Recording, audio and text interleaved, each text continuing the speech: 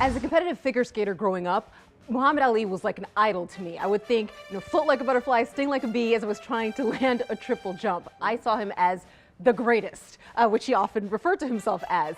But I was devastated, like most of America, when he passed away in June 2016. Now, the New York Historical Society has 2 exhibits about Muhammad Ali, so I raced up to the Upper West Side, went there to see what they have to offer. For those who live under a rock, Muhammad Ali was an Olympic gold medalist, world champion boxer. He won the heavyweight title 3 times and was just an all-around awesome guy, very colorful. When I got to the exhibit, I was actually blown away. I've seen many of the iconic pictures of Muhammad Ali, but these were a lot of intimate pictures. So then I spoke to one of the curators, Lily, and I asked her, what have you uncovered about Muhammad Ali that you didn't know before? He really stood up for his convictions, and he's very complicated. I think sometimes with these very famous historical figures, you know 1 or 2 things, right? Like, I knew he was a famous boxer. I didn't know that much about his stance against the Vietnam War. I didn't know that much about his religious beliefs.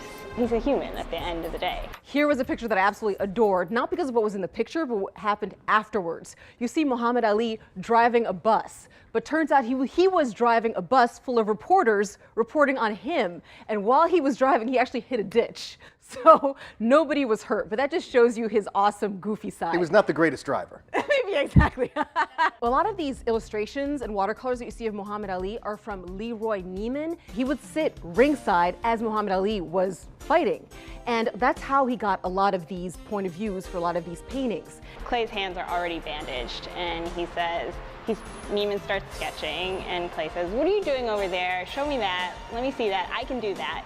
Takes the pen, draws his own sketch in the corner, and it says, by the great Cassius Clay, next champ, 1963. And it's good. So it's really tremendous that not only do you get to see Muhammad Ali, but you get to see Muhammad Ali's own drawing of himself. Very rare, very exceptional to see that. He also had a very close relationship with a photographer who also took pictures of him, and that was George Kalinsky. George was able to capture that soft side of Muhammad Ali that is not often seen by the general public. Marilyn, who was responsible for the photographs, she showed me one that really moved her. You can really see that he's looking at him. Looking right at him. He's not posing. He's not posing, and then so he's looking at us too, in a way. This guy wasn't afraid of a challenge. He would try anything. Just because he was a great boxer didn't mean he couldn't also be a great painter. He basically just did whatever he wanted, and he did the best he could. But there's another part of Ali that people talk about as well, his political beliefs, his resistance against the draft, which he took all the way to the Supreme Court and won. Is any of that depicted in the pictures and drawings that are in this exhibit?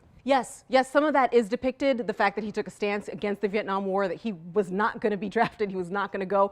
Yes, all of that is illustrated in these 2 beautiful exhibits at the New York Historical Society. I always love when museums go out of their way to really humanize these types of figures, because I'm like, okay, boxing, I have 0 in common with that. But then when they show them at a personal level and how human they really are, it makes them so much more relatable. Sabeel, any pictures of him figure skating, though? Thanks.